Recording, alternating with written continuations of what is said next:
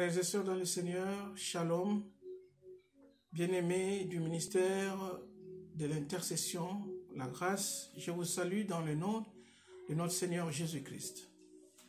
Nous sommes là dans le cadre de notre émission « Mon cahier d'affermissement ».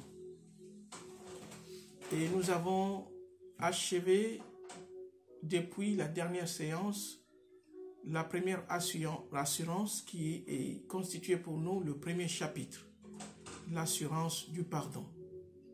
Aujourd'hui, avec l'aide du Seigneur, nous allons commencer l'assurance du salut. Mais avant toute chose, prions.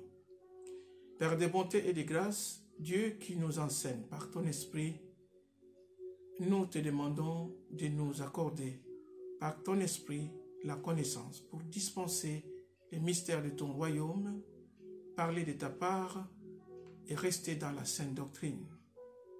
Et nous te prions encore parce que tu nous accordes par ton esprit de disposer un cœur qui soit cette terre fertile sur laquelle tombe ta parole, cette bonne semence qui doit germer, grandir, fleurir et porter des fruits.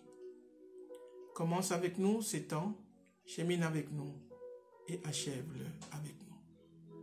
Que dispose le cœur, qu'il soit disposé à toi, le cœur de mon frère et de ma soeur qui nous écoutent à travers le monde, dans le cadre de cette émission. Et j'aimerais que tu les bénisses et qu'ils croissent jusqu'à la maturité par ta parole qui est une nouvelle, qui est une nourriture pour nos âmes. Dans les noms puissants et précieux de Jésus, nous avons ainsi prié. Amen. Nous sommes dans le deuxième chapitre de notre émission intitulée « Mon cahier d'affermissement ». Aujourd'hui, nous allons partager ce qui nous est donné comme assurance dans le deuxième chapitre, l'assurance du salut. Le salut, c'est quoi? Que veut dire le salut? Quelle est la définition du salut? Le salut vient du verbe sauver. C'est quelqu'un qui est sorti du danger. C'est quelqu'un que l'on sort du danger, qu'on libère du danger et dont on évite un danger. Le danger peut être dans divers domaines. Alors, par rapport au salut, nous allons prendre cette définition biblique. Et la définition biblique nous donne cette signification. C'est une notion spirituelle qui signifie délivrance et libération. Celui qui est appelé croyant ou chrétien, enfant de Dieu, possède le salut. Qui possède le salut, il se trouve dans une situation de délivrance et de libération du péché, de l'insatisfaction, de la condamnation éternelle, c'est-à-dire de l'enfer.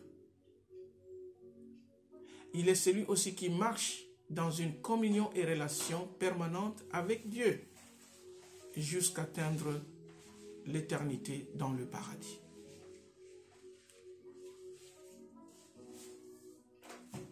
Nous pouvons lire dans le texte de Romains 6, 23.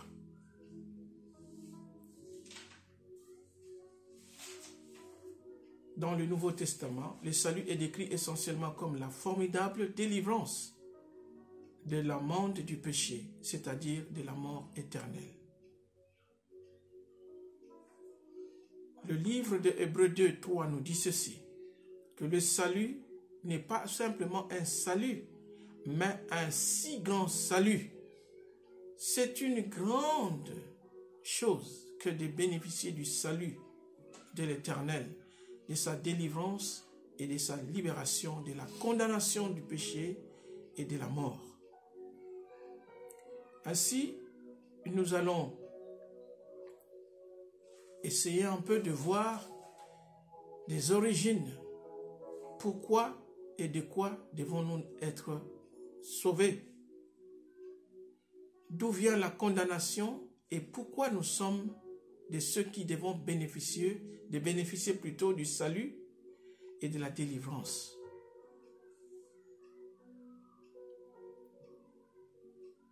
Pourquoi aussi l'être humain a ainsi besoin d'être sauvé, a ainsi besoin du salut. Quand nous sommes, depuis l'œuvre de la création, l'homme, après que Dieu ait créé l'univers, tout ce qu'il contient et tout ce qu'il contient, le dernier et le 6e jour, Dieu créa l'homme et la femme. La Bible nous dit ceci, Genèse 2, 7. L'Éternel Dieu forma l'homme de la poussière de la terre, ce qui est la partie matérielle, c'est la matière. Il tira de ce qu'il a créé la terre et il forma l'homme. De la cendre, de la boue, de la terre, de la matière créée par lui.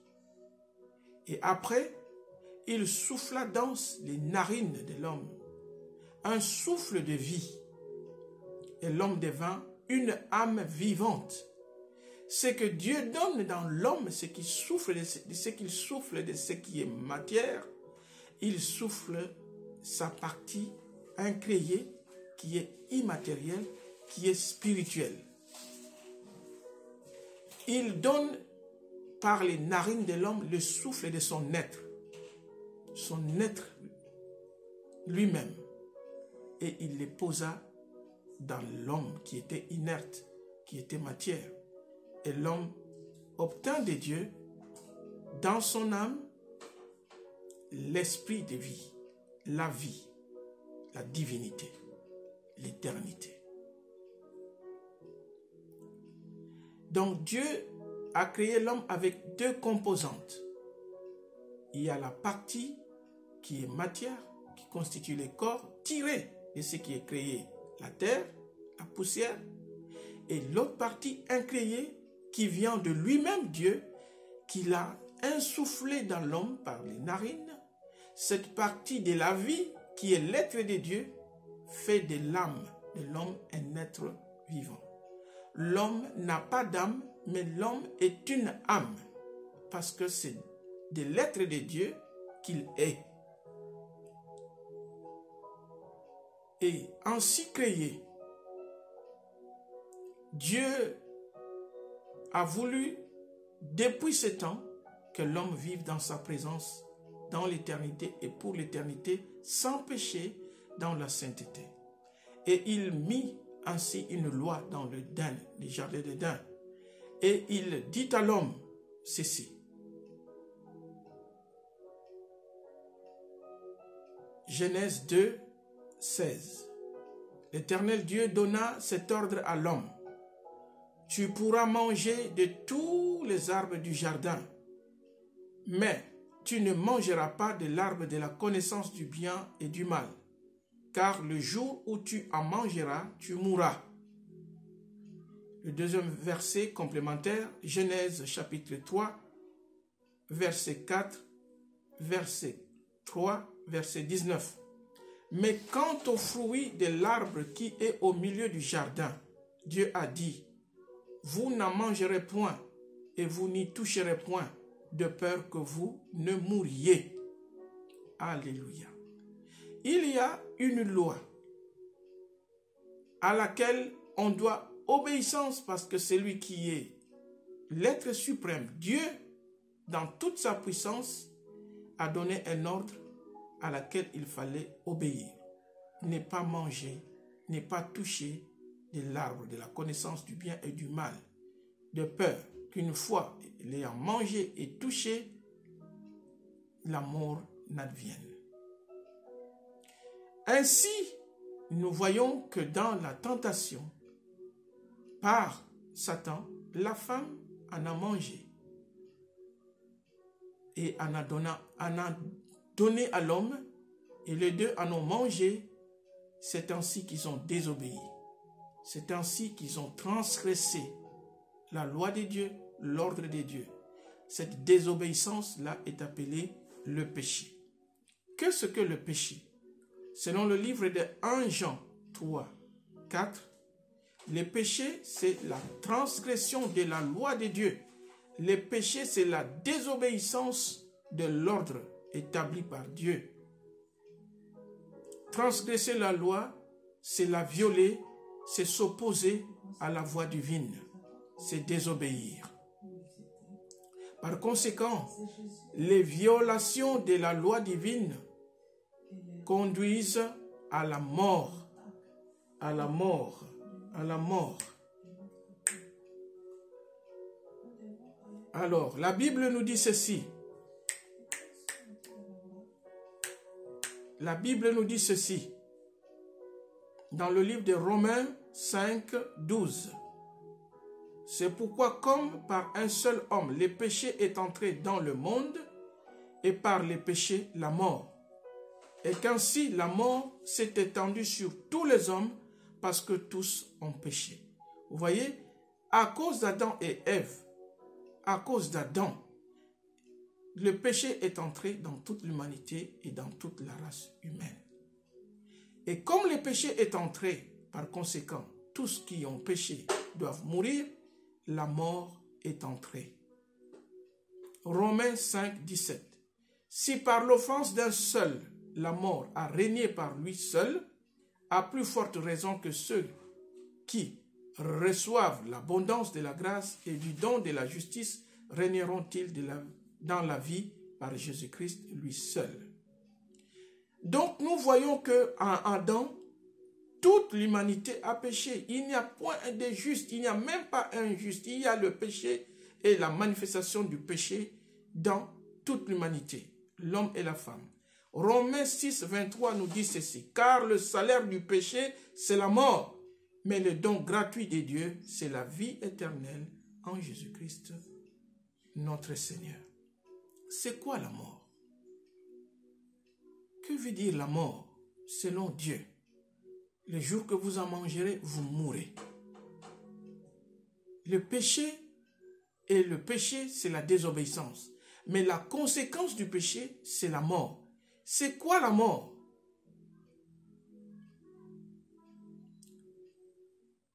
La mort, c'est que nous pouvons définir dans le texte que voici. D'abord, nous pouvons le lire dans le livre de Genèse 6. Alors l'Éternel dit, « Mon esprit ne restera pas à toujours dans l'homme, car l'homme n'est que chair, et ses jours seront de 120 ans. » L'Éternel vit que la méchanceté des hommes était grande sur la terre, et que toutes les pensées de leur cœur se portaient chaque jour uniquement vers le mal. Le péché gagna du terrain, la méchanceté grandissante. Et l'Éternel se repentit d'avoir créé l'homme. L'Éternel décida de ôter de son esprit, de sa vie éternelle de l'homme, et a réduit la durée de la vie sur terre de 120 ans.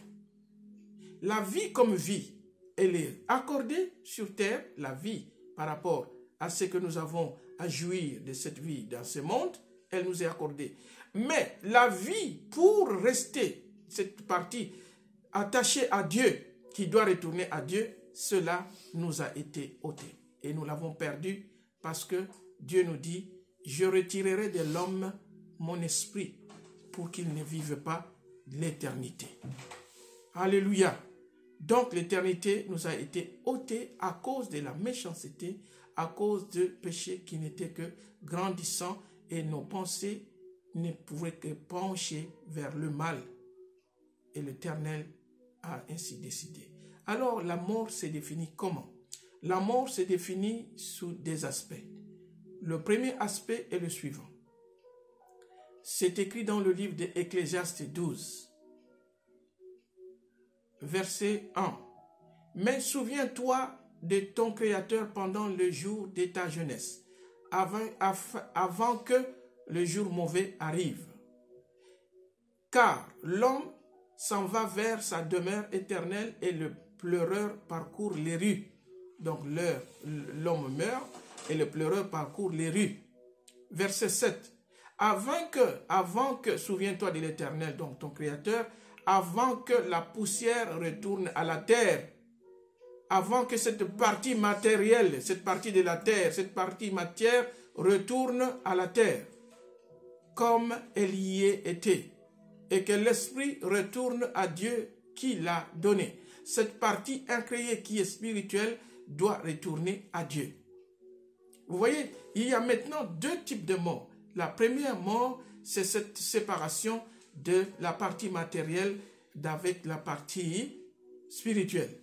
C'est ce que Jésus-Christ admet. Il dit, si quelqu'un croit en moi, même s'il meurt, dans Jean 5, même s'il meurt, il passe de la mort à la vie. Vous voyez, Dieu admet qu'il y a une mort d'abord sur terre. Mais il y a encore une seconde mort. Cette partie où l'âme, cette partie spirituelle qui doit tourner à Dieu, ne sait pas retourner à Dieu parce qu'elle est corrompue, parce que là, les péchés, cette âme-là, qui a reçu la partie spirituelle de Dieu, ne peut pas retourner si elle a encore le péché en elle, si elle n'a pas connu l'expiation et la rédemption de Dieu. Donc, la deuxième mort, c'est la perdition définitive de l'âme condamnée. Le livre de Apocalypse 21, 8 nous dit ceci.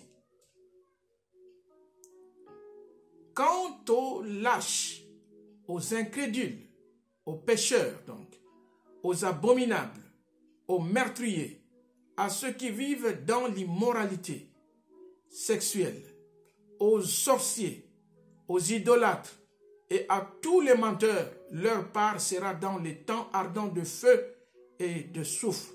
C'est la seconde mort. C'est dans le livre de Apocalypse 21, chapitre 21, verset 8. Nous voyons par là clairement que l'Éternel Dieu a défini par rapport à la Bible deux dimensions de la mort. Et ces deux dimensions de la mort, nous l'avons expliqué.